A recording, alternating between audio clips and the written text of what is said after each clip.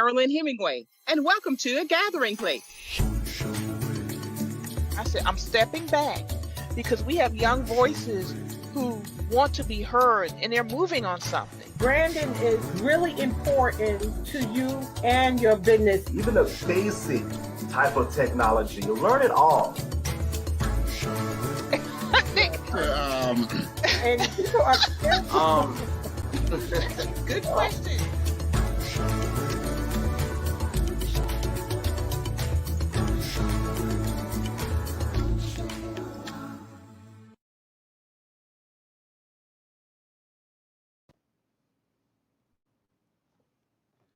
Good afternoon, everyone, and welcome to A Gathering Place, hosted by the Gullah Geechee Chamber of Commerce. It's a delight to be here with everyone today, and we want to welcome our special guests, Miss Ellen Werksman and Carol Hall, and we're going to be talking about buying a home in the time of COVID, or actually any time, but in this time in particular, and also credit repair, what you need to do to be prepared to purchase a home if that's what you're interested in. And I know a lot of folks are looking at homes now, and I actually have a brother who's building a home. And I've purchased a condo before. I've actually done that before. Right now, I'm in the family home. So we'll see what happens in the future, but it's always good to be prepared and have knowledge. So good afternoon, everyone. I'm excited about today's conversation. And Ellen and Carol, good to see you today, and thank you for joining me. Oh, you're welcome. Thanks for inviting us. Oh, you're welcome. Thank you. So let's start out with, I'm going to introduce you, but let's start out first with, is this a good time or a bad time to buy a home? Oh, it's a great time to buy a home.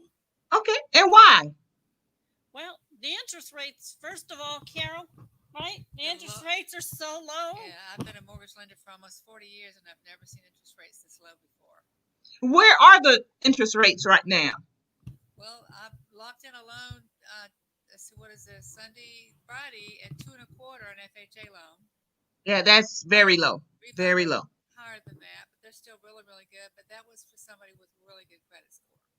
Very good. So one of the reasons it's a good time to buy a home is because of low interest rates. So what if I don't have anything saved towards buying a home? Is there an opportunity for me in this atmosphere? Well, yes and no.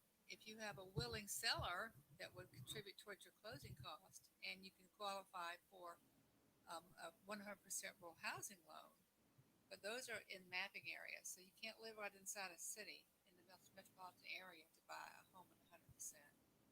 But you can buy, certainly can. Very good. So if I'm interested in buying a home, what are the steps I need to take to get ready to purchase that home in this time of low interest rates and COVID? Other than knowing that there are low interest rates, what do I need to know to buy a home? Well, you need to know that before you can seek a real estate agent like Ellen to look for a home for you, that you have to have a letter of pre-approval. And you have to ask yourself, am I ready? You know, and by asking yourself, am I ready? Are you going to ask yourself, how do I pay my bills? Do I pay my bills on time? It's so important that you pay your bills on time. And do I have a steady job where my income will continue? With COVID, that has really caused a lot of people to have issues. And do I have any money saved? Because it's really not good to try to buy a house if you don't have any money at all. You really need to try to have a plan to save some money, because you may be able to get a 100% mortgage, but there's always closing cost. And in today's market, it's a seller's market. They're not as anxious to pay closing costs as they used to be when there was a lot of inventory. Now there's not a lot of inventory. Right. So- So you have to be really prepared. Mhm. And that's where, when you come to me as the realtor, the first thing I do is get you connected to Carol or another lender. And then we get you pre-approved, pre-qualified, and then you're ready to go. And then we know the price point to start shopping. The worst thing you can do is shop for a home when you're not you're looking at a $300,000 house, and you only qualify for 250. When you get down to the $250,000 houses and you've already looked at the $300,000 houses, you're not going to be very happy. So Yeah. we need Mm-hmm. to get that. That's the other reason for getting you pre-approved first. We can't even submit an offer on a house without that letter from Carol or another lender. So we have to follow those steps first, and then we can go out and search for the house, and then we can get everything done quickly, and we can still close fairly quickly. Are you still closing 30, 45 days? 45 days now. They're asking for more time because underwriters and appraisers and attorneys' offices, everybody's all backed up right now because there's so much activity. But I want to say one important thing. Your interest rate and whether or not you qualify is driven by what is called a credit score. I'm not sure Mm-hmm. if you're familiar with credit scores, Yes. but credit scores came out in 1989.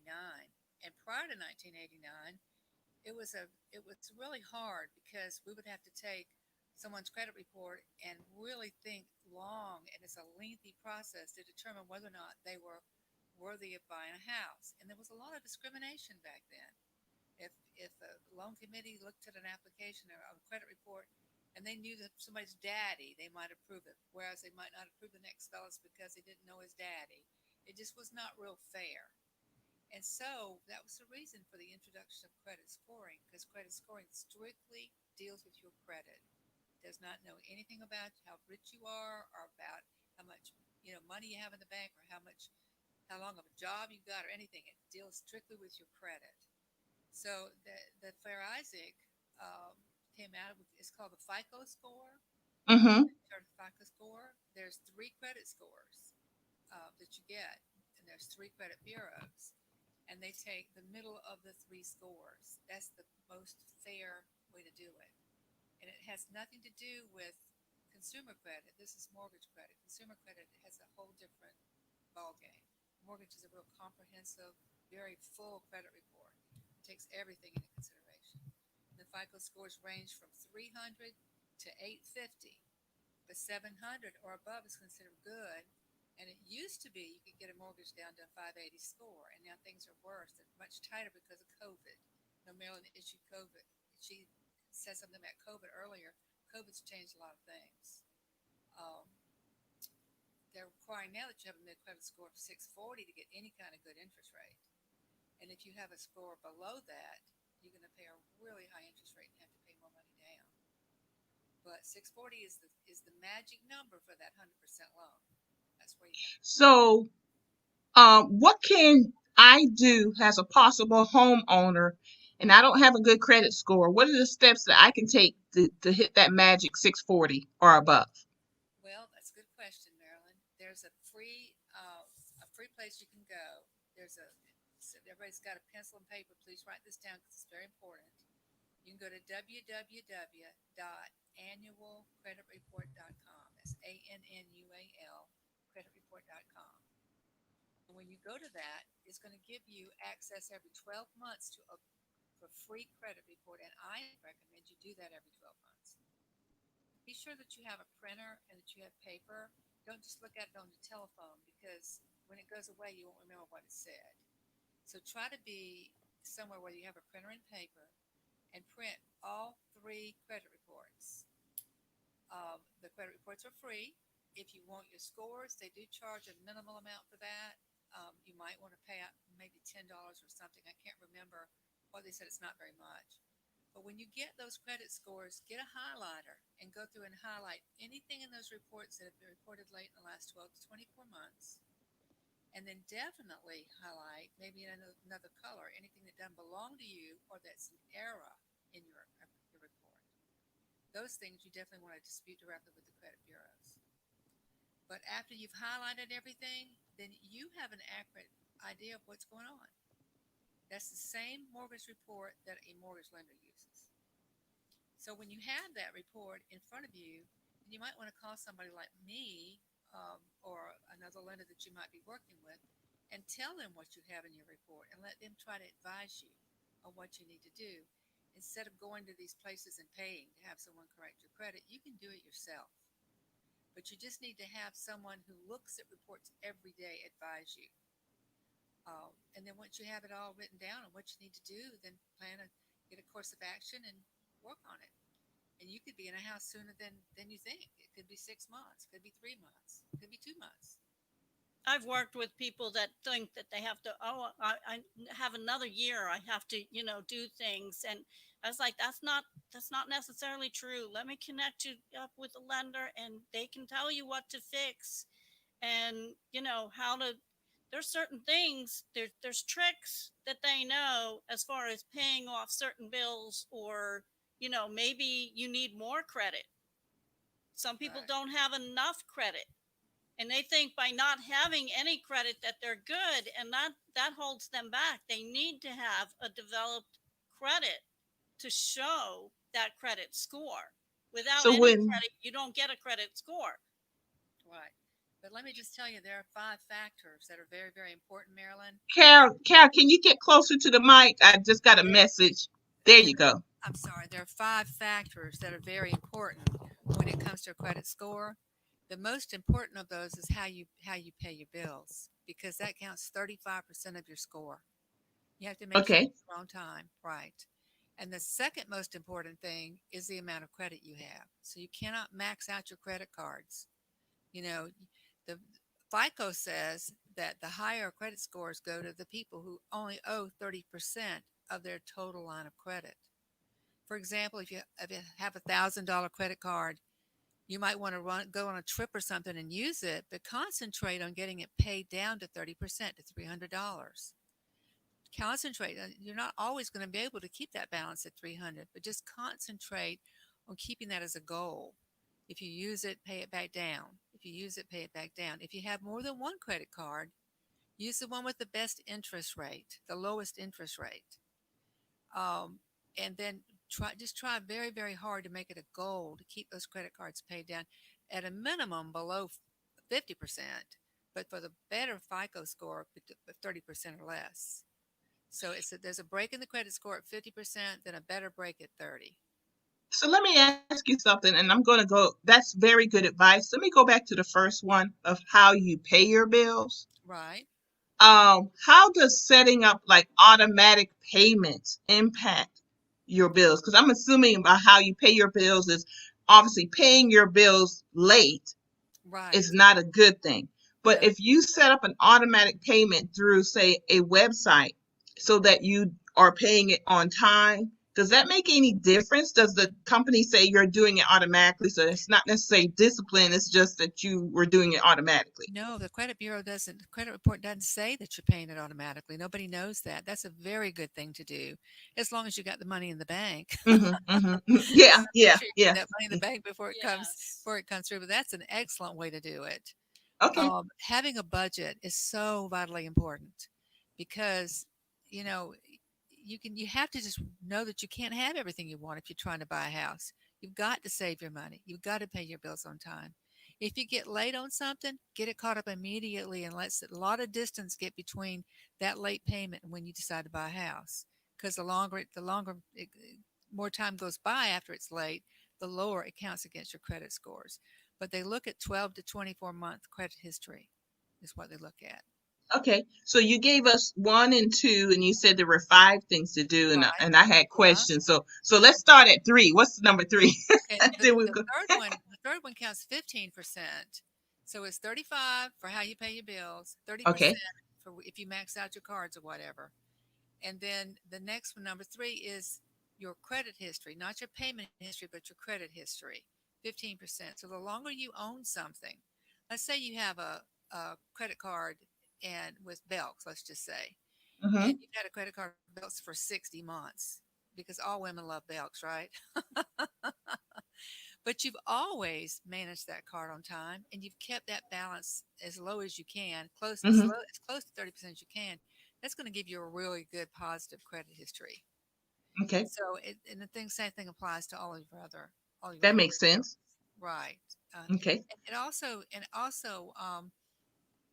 you know, like some people don't have a mortgage, you know, But what they do is they go out and open a bunch of finance companies. You don't want to do that. You know, if you're going to have an installment loan, don't go out and open a whole bunch of high interest rate types of loans. Okay. Keep your mind on the lower interest rate loans. Okay. Okay. And then number four is that it counts 10%, and that's the usage of your credit.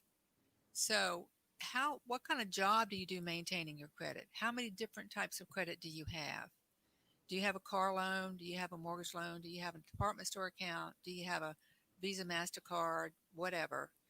And then how well do you manage making those payments? And again, it comes down to not being late. Okay. Uh, and then too many credit cards is not good. So if the FICO is scoring you and they look and you've got 7 or 8 credit cards, so you got $30,000 worth of credit that's available to you. That's not good. So try to keep that down to maybe 2 or 3 credit cards, and manage them wisely.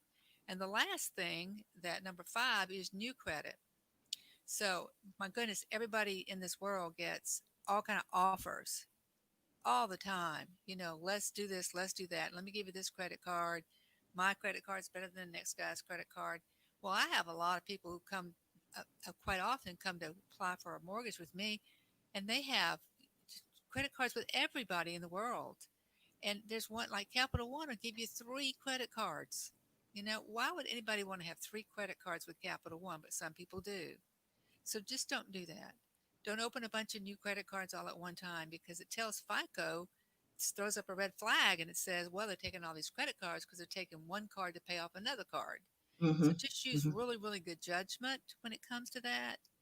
And don't ever apply for a mortgage and a car loan at the same time.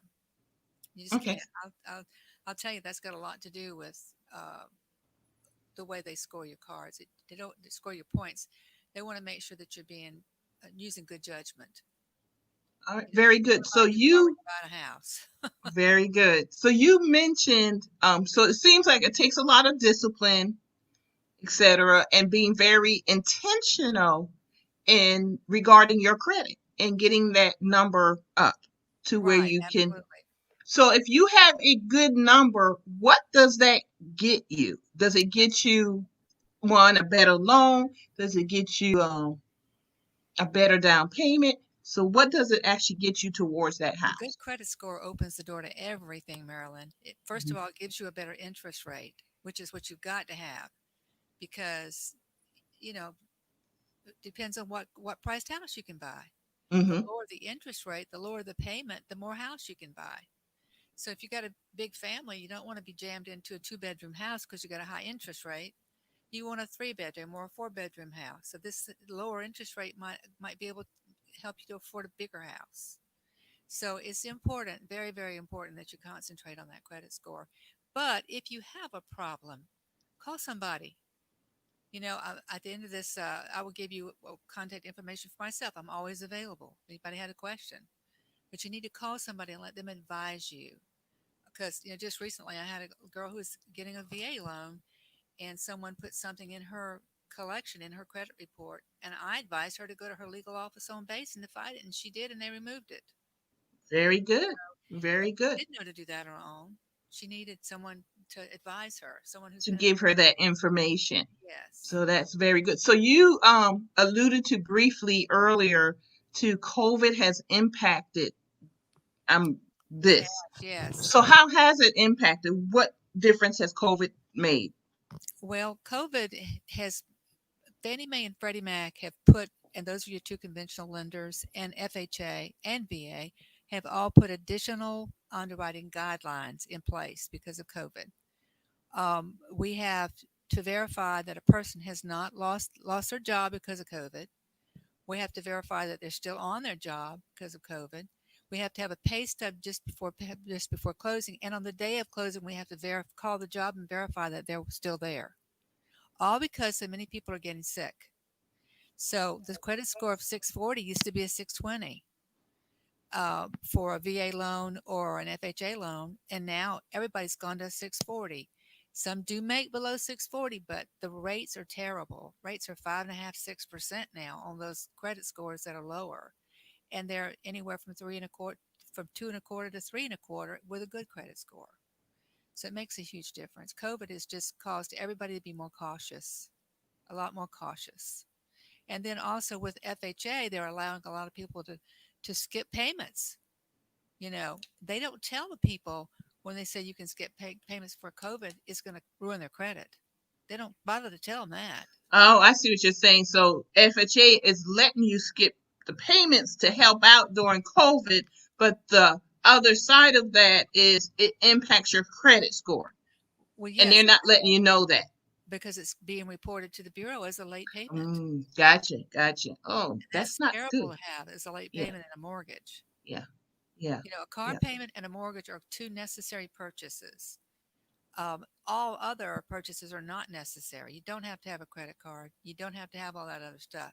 They say a car and a mortgage is something that really are necessary items. So if you're late on either one of those, they're really highly weighted, meaning that they weigh a lot against the credit score when you have a negative report on one.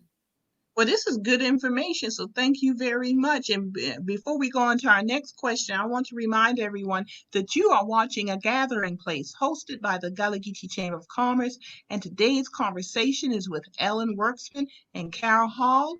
And we're talking about buying a home and your credit repair and what you can do to be prepared to purchase a home and help you go through the process smoothly, more smoothly than maybe regular days, especially now during the time of COVID. So we get our credit repair done. Our credit score is, it's good, it's strong, and we're ready to buy a house. So Ellen, where do you come in? Is this when we come to you, Ellen, and say, I love this house? That's right. And I say to Carol, how much can they afford? And she All tells right. me, and then That's I right. search and I say, where do you want to live?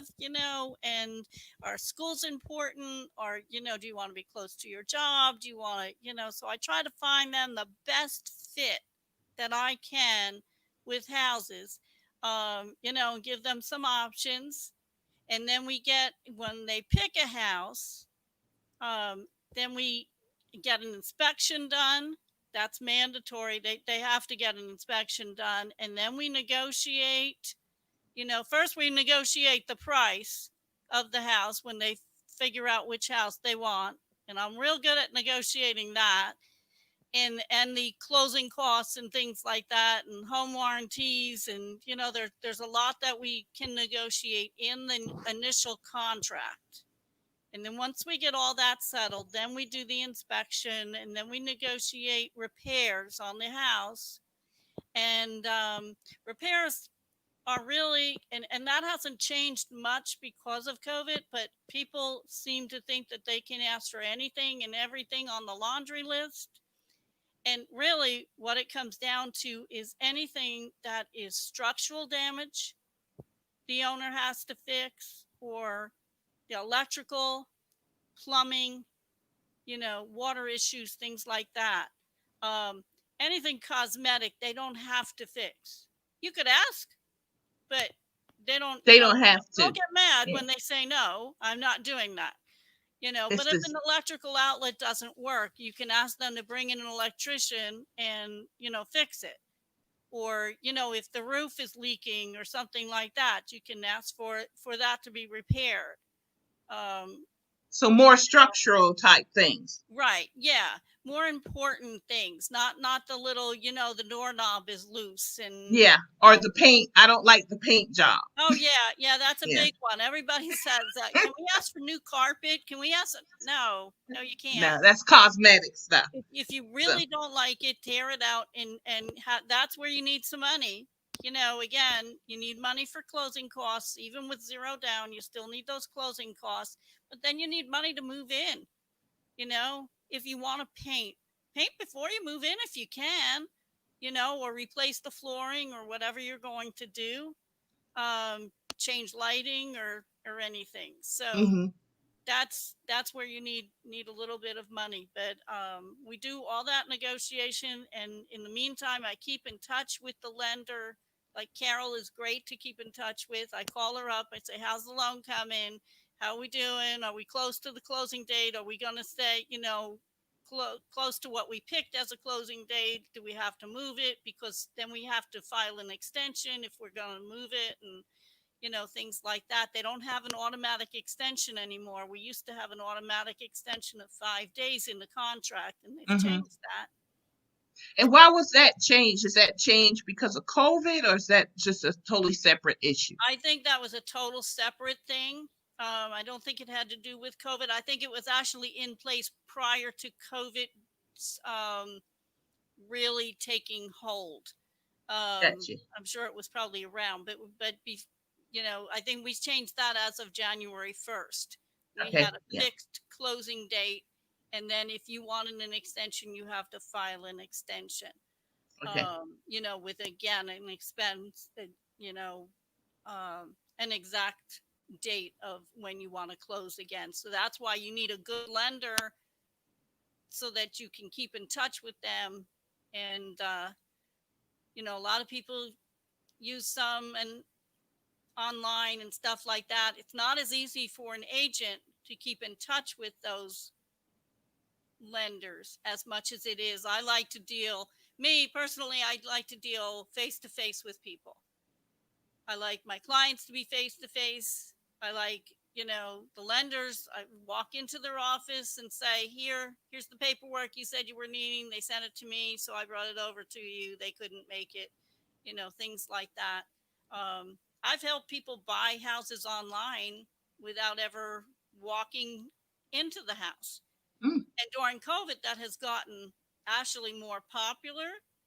I've done it before then. I had a couple that moved from California, and they had a little toddler, and they both worked, and they just couldn't get here to look at houses. So we went on FaceTime, and we were communicating ahead of time, and she picked 6 houses she wanted to see. So I had my husband driving the car, and I videotaped going into the neighborhoods, and then I sent that to her as I was opening up the house, turning on all the lights and everything else. Then I would call her back on FaceTime and say, okay, we're starting at the front door. And then we would walk through and everything else. And by the end of the day, she was ready to pick a house, So we wrote a contract. We did it all online. We did the inspection. I did the same thing. When the inspector was done, I called her on FaceTime. He talked to her, reviewed the house, and then we proceeded on. We negotiated repairs. We proceeded on. The day before closing, I picked her up at the she flew in the day before closing, and I picked her up at the hotel the morning of closing. We did a walkthrough through the house. Luckily, they still liked it. I know, right? And then we went to closing, and they signed their paperwork, and everything was great. And they're still in touch, today. So they're doing great. And but Very good. it can be done. It's not the way I like to sell houses. I prefer to meet people face to face and talk to them and get a feel for what they're looking for. But there are COVID has changed just, many things. yeah, you Yeah. just have to be in today's market is so fast because it's limited. There's not as many listings. So that's why it's important to have all your paperwork done ahead of time so that when you want to make that offer, I have all the paperwork ready with me and we can just fill in the dollar amount and go. Send it in. So let me ask you this question regarding inventory that you and Carol both briefly mentioned. Why is inventory low these days? Well, it's several things. It's a seller's market right now. It's not a buyer's market. It's a seller's market. Inventory is low because not too many houses are going up for sale, and the ones that are up for sale are going very quickly. They're going with multiple offers. Which is why another negotiation strategy, if you think you're going to get multiple offers on a house you're putting an offer in on, there are certain things that you can do to protect your client. Negotiation wise, as far as the price that you're offering. And all that can be explained, ahead of time. So that way, but I mean, it's limited because people are moving. So, but the houses, like I said, are just going so quickly that as soon as it comes on, it's off. Okay. I was honestly not even aware of that. So I'm not looking for a house at the moment. So it just wasn't in my frame of reference. So you're saying that I'm like, okay, why why is that? Why is the That's- inventory low? So okay, that makes a lot of sense. Can I Um add one comment about that, Marilyn? sure, please That's do. why it's so important for a client to come to me, one of Ellen's clients to come to me and to get a pre-approval letter, a blanket pre-approval letter, because they could be in a house and there could be somebody driving up in the driveway to look at that same house, and Ellen can get them to sign an offer at that moment if she's got that pre-approval letter in hand. I And got they you. might buy that house, whereas somebody else might buy it before them if they don't have that. So that's Gotcha. very important. Gotcha. That's a good point to To make process also. them. Yeah, You know, that's a very good point to make. It just gives you that extra edge to have that pre-approval yeah, approval. yeah, Yeah, exactly. especially in this type of market. So where are the houses? Where are people looking? I know we have these things like, oh, a good school district, etc. But is there any particular geographic area that people are looking right now? Is it downtown Charleston? Is it Berkeley County? Is it Dorchester County? Any particular areas that people are looking? Well, right now, I know Ridgeville and that whole area has taken off. Next in Carnes Crossroads, so it's a lot of Berkeley County, but Ridgeville is Dorchester County, I believe it's still Dorchester County. Um, you know, because of Volvo coming in, I was going to ask you that. yes, Mm. that brought a lot of people up that way, and Ridgeville, who everybody said, Ridgeville, where's that? You know, now everybody knows where Ridgeville is, and the prices up there have already taken off. Land, people are trying to buy land so they can build, and you know, so that's there. You've got, I mean, Mount Pleasant is exploding. You know, right off through Wando in that area, going out. You know, Mm-hmm. Clements Ferry Road and that whole Mm-hmm. area, all the new builds and everything that are happening. Um, Yeah. Highway 41 yeah, heading up. Yeah. Right. Yeah. and down where Carroll is, Johns Island has taken off. Okay. I mean, there's tons of new building down there. So it sounds like people are going out Yeah, beyond the city. Yeah. yeah, And is it Cane Hoy? Is that one? Is that an area also? right. Yes, Yeah. Cane Hawaii is Mm-hmm. also exploding out that way. Hohendahl. Owendaw's, yeah. Yeah, I yeah, mean, and I noticed there's that just for nowhere. years. Yeah, I'm It's in Georgetown, so when I go back and forth 17, I exactly. see. Yeah.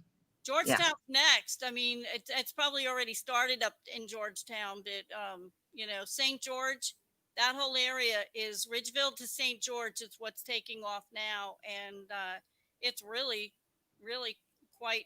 You can get some good buys, you know, but you have to do some work on some of the houses. You know, Mhm. they're in Mhm. disrepair. Some of them, Yeah. you know. Yeah, I have some friends in the area in those communities that, when I've been visiting, you kind of it's not overnight, but you do see those real estate signs kind of pop up Yeah, and you kind of know. Yeah. and So it's now like now is when you want to build, you know, out further. You got to keep jumping the line if you're an investor or somebody that wants a really good buy. You know, you're going to have to go further up, further out, you know, and to get those, there's no more. It's really hard in Somerville to find a house under 200,000, and probably not too easy to find under 250. so what about fixer uppers mentioning 200,000 of a real hard. I don't know how to even put this question. Would you recommend a fixer upper? Only Um, if you have the money to do it or the talents to do it. Don't buy a fixer upper if you can't fix it, because then you're gonna, you know, get depressed. You're gonna live in this house. You're not gonna take care of it because it's too much and it's gonna overwhelm you. And that's what happens when people buy, you know, and they're like, well, someday I'll get to, you know, to fixing the windows, and someday I'm gonna. But meantime, you're paying an exorbitant electric bill because your windows are crappy, and the heat is coming in and the air is coming in and Going out. Yeah. so only buy a fixer upper if you can afford to fix it or have the knowledge, to do it. Very good. Very good. And when you're looking at, I'm just interested in fixer upper. How would your we could go. This is my last question about a fixer upper here, but how does that impact your credit score? Or does that impact your loan, Carol, if you're looking at a fixer upper? And that's just a question I'm asking. Does Are it you make a speaking about difference? are you speaking about as an investor, or are you speaking about as a primary home? Primary home, just a homeowner, Well, and I'm looking at a fixer upper. okay, there's two ways you can go about that, Marilyn. Hmm. There is a 203K FHA loan that you can buy the house and get a general contractor to give you an estimate for work to be done, but it has to be done by a general contractor. It can't be done by somebody who doesn't have a general contractor's license. Gotcha. And you take the cost of the purchase plus the cost of the improvements, and then we order an appraisal that's a finished appraisal based on improvements. And then you can borrow 97% of that total amount, but the funds have to be escrowed. And then the builder has to be approved and put on a list, but it can be done. Okay. Then there's also a conventional loan that you can get. It's called it's a Fannie Mae mortgage. They quit doing those with COVID, and they're going to start doing them again. It's a very good loan. It's called a home style mortgage. And you can borrow on a home style mortgage up to 50% of the purchase price for improvements, Okay. provided that when the appraisal is done, you're borrowing no more than 95% of the total appraised value. Okay. So, of course, anything over 80%, you pay the private mortgage insurance on it. But we see a lot of people doing that during good times, normal times, not COVID times. So it's just that all the investors have pulled out of the market right now. They're not interested in doing any home style loans until things settle down again. Okay. But I've done quite a number of those, and they're excellent. I had a good many people that bought West Ashley, and they would buy a house because West Ashley's got very expensive now. And Mm-hmm. they would buy a house because they wanted to be West Ashley. They were dying to live in West Ashley. So they would buy a house and do that. Get it and make improvements done and upgrade the kitchen. I even got one that put in a swimming pool. but but you can do that, and you can borrow up to 95% provided that you do qualify income wise and credit wise. But you've got to have really good credit to do those. Okay. I'm glad I asked the question. It was just something Yeah. I was So if interested you in. want to do that, call me. I'm not looking for a home right now. Okay. All right. I'm actually in the family home, um so I'm good for a home right now. Thank you very much. I got to do some work on it, but I'm doing good. I got a home. So but just interested for other folks because this is something that people look at a home as an investment to do other things, in the future for their family, which brings me to some questions about. Explain to me the starter home, the middle home, and the luxury home. I was looking at your buyer guide, Ellen, and just give a description. What's a starter home? Let's start there.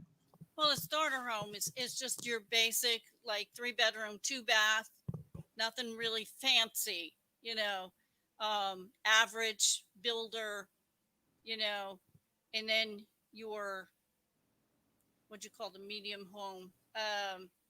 That's where you start adding extras to it. Maybe you want the hardwood floors or the vinyl planking, and you want the cove ceilings and things like that. And then luxury, you're talking probably 500,000, 600,000 and up. Really big houses with really big, marble or granite all over, and maybe a big backyard with maybe fire pits and fancy, fireplaces. Country And club.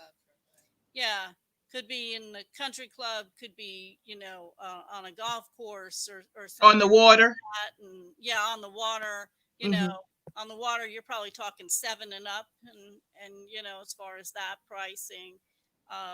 So it's just basics of get your, if you've never owned a home, you sure don't want to start with a luxury house. First of all, you probably wouldn't qualify, but second of all, I mean, learn how to take care of a house first. That's really important, to learn how to take care of a house. Yeah, I don't think a lot of people think about that. It's not just buying a house and moving in. You gotta now you have responsibilities of Right. maintenance, taxes, other insurance, making sure Yep. all that. So it's not just you're buying a house and then Right. here I'm in the house, boom. Now you gotta, you know, figure Yep. out, am I going to hire a plumber or am I going to take care of that problem myself? Exactly. You have Yeah, to maintain the house. If you want to yeah. grow equity in it, you have to maintain the house. If you don't Mhm. maintain it, you're going to lose equity instead of growing the equity. And the object of owning the house is to grow the equity. It's like a savings account. You don't want to draw down on that savings account. You want to put as much, build that up as Investment. much as possible, so Mhm. that, when you do want to get a larger house or something, that you can afford that nicer house because you've got so much equity in this house. Your neighborhood counts, the curb appeal counts, keep your lawn nice, plant some flowers. You don't have to go crazy. You don't have to spend thousands of dollars. Don't use your money wisely, Mhm. but Mhm. take care of the house, and Yeah. don't put holes in the wall, and don't tear things up, and think you're going to fix them and then never fix them, and then wonder why you can't sell the house for what you think that it's worth. Worth. Yeah. Yeah. And that's the other thing. People, a lot of times when they're selling their house, they think they're worth a lot more than what they are. um Because you they know overbuilt the neighborhood. Yeah. they you have to really, that's where I come in, and do a full market analysis to tell you what that house is worth, based on what other houses have sold for in your neighborhood, and neighborhoods may be surrounding you, that an appraiser is going to look at, because I don't care what price you agree on with the seller. If you can't get that house to appraise at that price, you're not getting that house. Gotcha. Gotcha. So what are the things I can do to get that house appraised at the value I want it to be Well, beyond maintenance? And you said, flower power and all of that. But what are some things that I can do beyond those? I mean, just basic maintenance, and paint the colors, a reasonable color, but have nice flooring, and nice, like if your carpet is 10 years old, you probably need to replace it. you know if your flooring is all scratched up and dinged up, and you've got, stains all over it, then you probably need to replace it. Make Okay. sure that the garage door opens and closes. If it's on a electric, button, like most of us have today, make sure it works.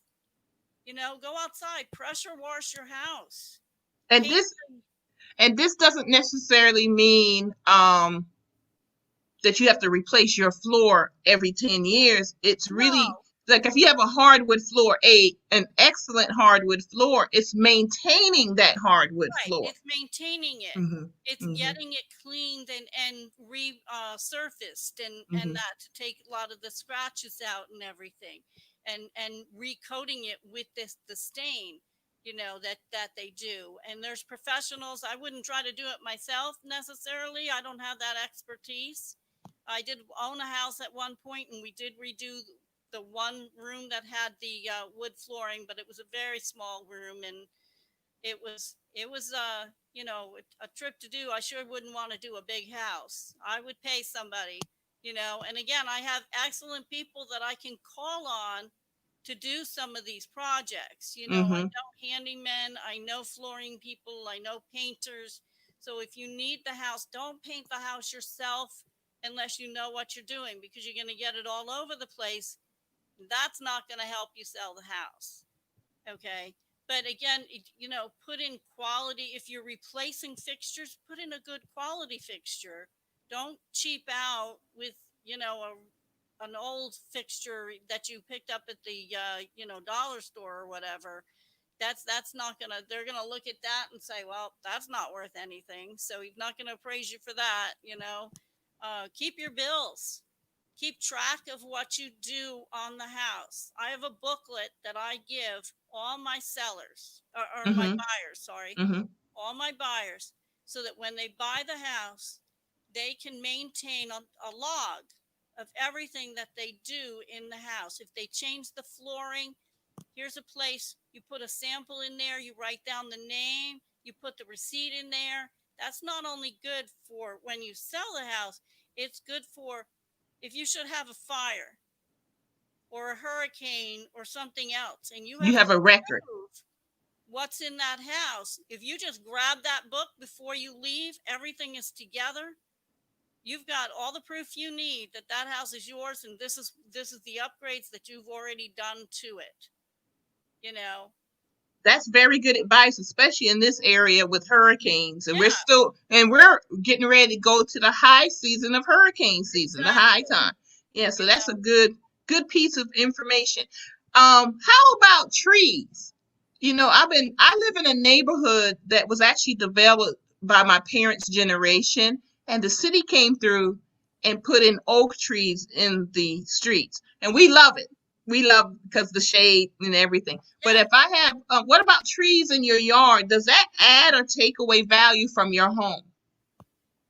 Well, I don't know how an appraiser feels about trees. You sure don't want one touching your roof.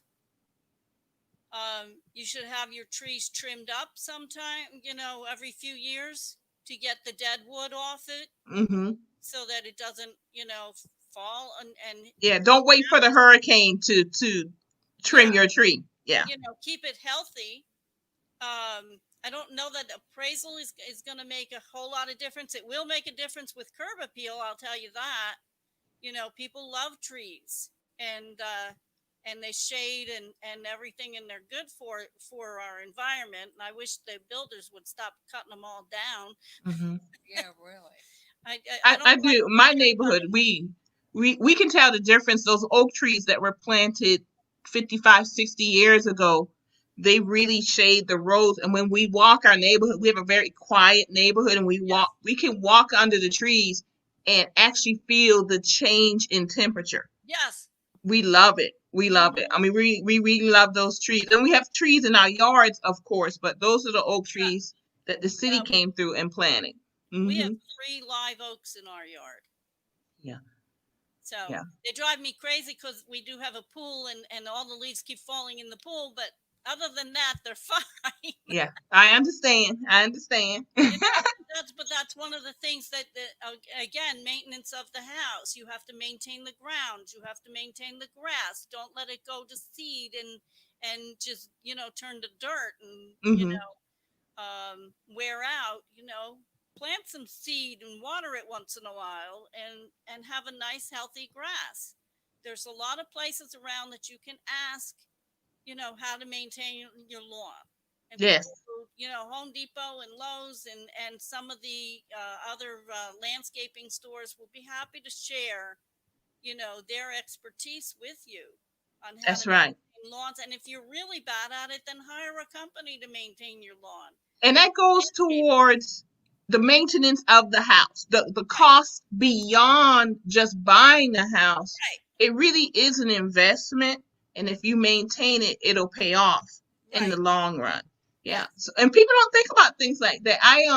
My late father was on the board of Habitat for Humanity many years ago in Georgetown, and one of the questions came up was like, why aren't they like maintaining their houses?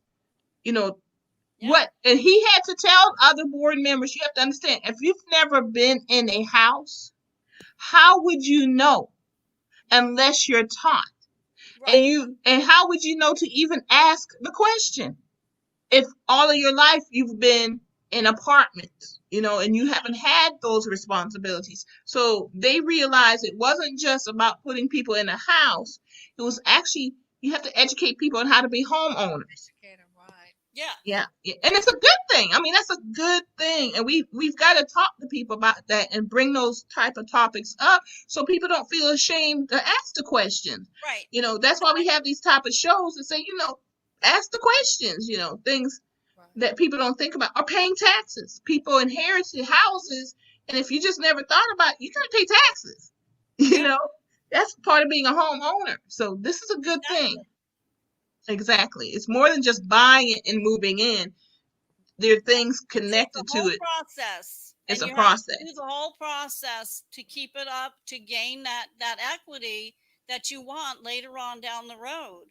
That's right. That is correct. That is very correct. I just want to remind everyone that you are watching a gathering place, and we have a great topic today: buying a home and credit repair, so you can get into that dream home that you've always wanted to get into and provide for your family. And we welcome Ellen Werksman and Carol Hall. And before I ask a couple other questions, just wanted to let everybody know about Ellen. We just dove into our topic, but Ellen moved into this area 11 years ago. She was first in property management, then got a real estate sales license, and she has three different certifications: SRES, which is a senior real estate specialist. She is accredited buyer's representative, ABR. You may see that sometimes in advertising for realtors. And then certified international property specialist, CIPS.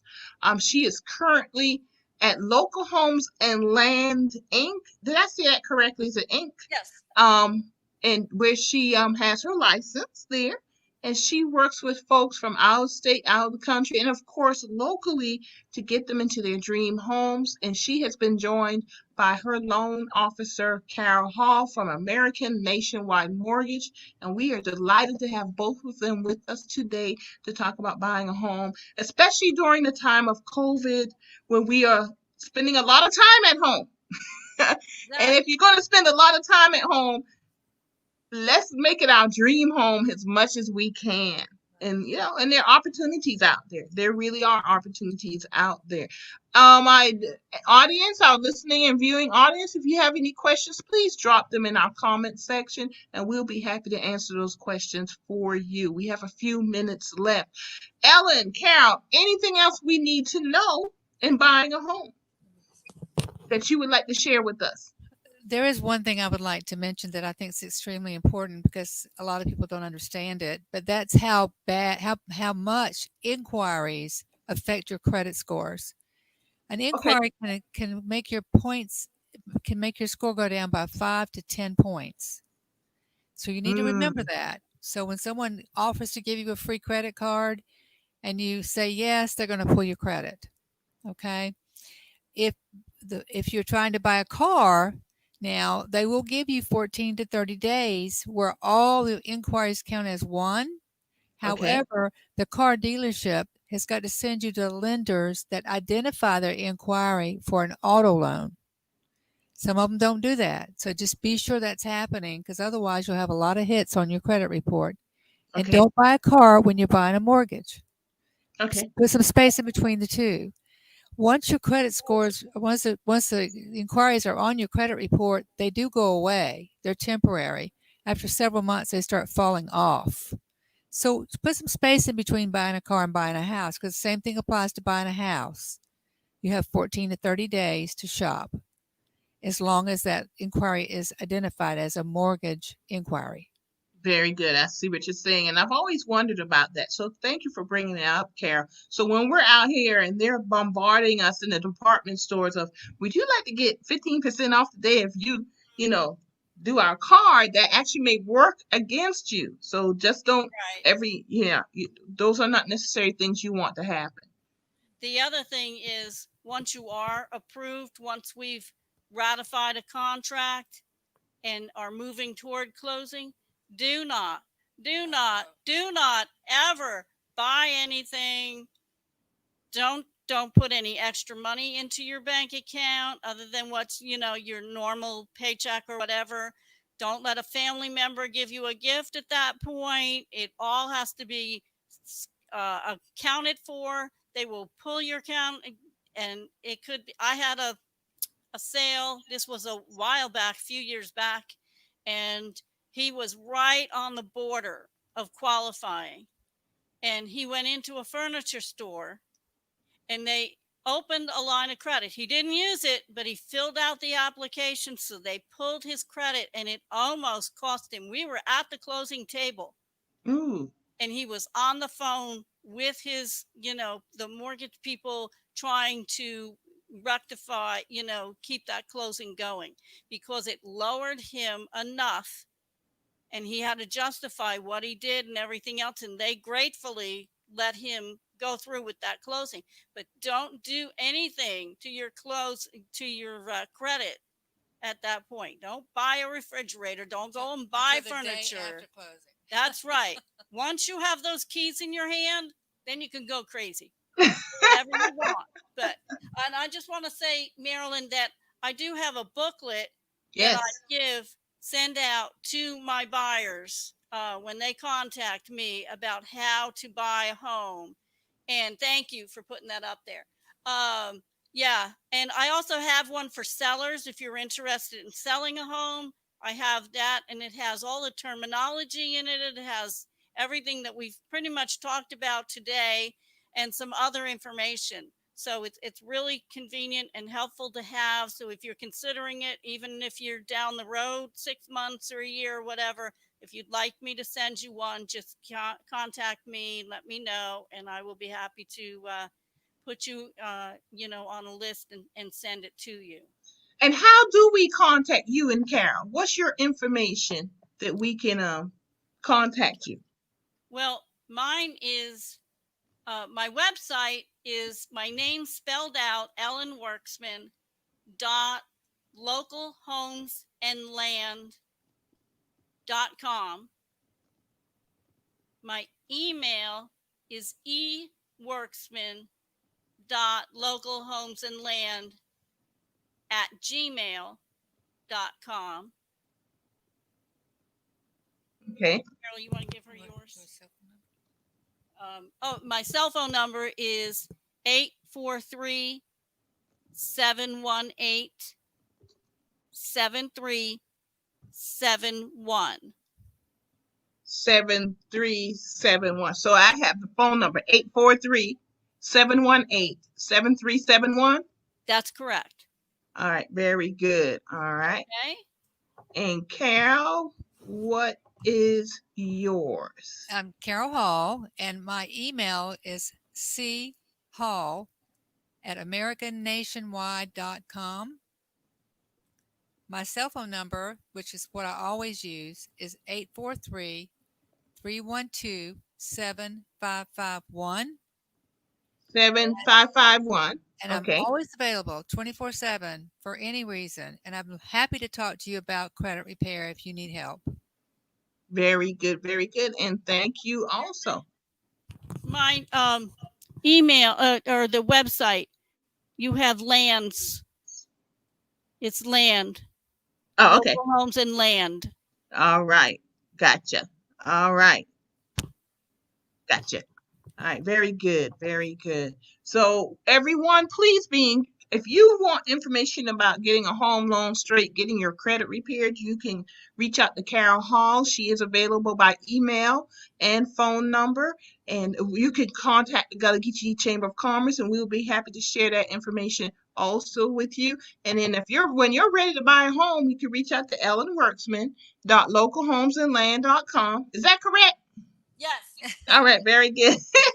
eworksman@localhomesandland@gmail.com, and her phone number is 843-718-7371. We've been delighted to have them on with us today. And thank you very much, Ellen. This is great information. Thank you very much, Carol, regarding the credit reports, credit repair, and loan information. That's stuff that, I didn't know a lot. I'm always willing to learn more.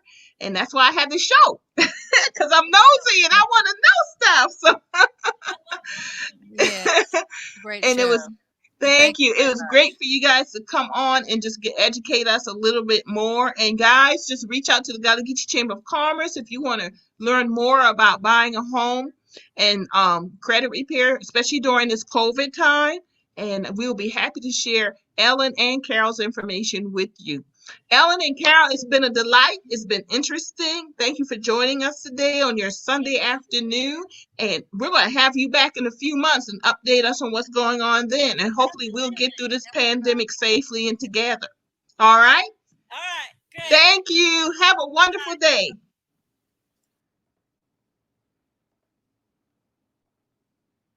And everyone, we'll see you Wednesday at 4 o'clock here at A Gathering Place. Thank you and good night. Hello, I'm Marilyn Hemingway, and welcome to A Gathering Place.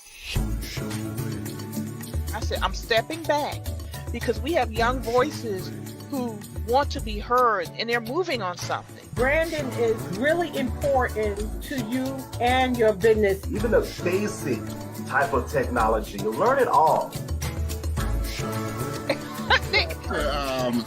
And people are Good question.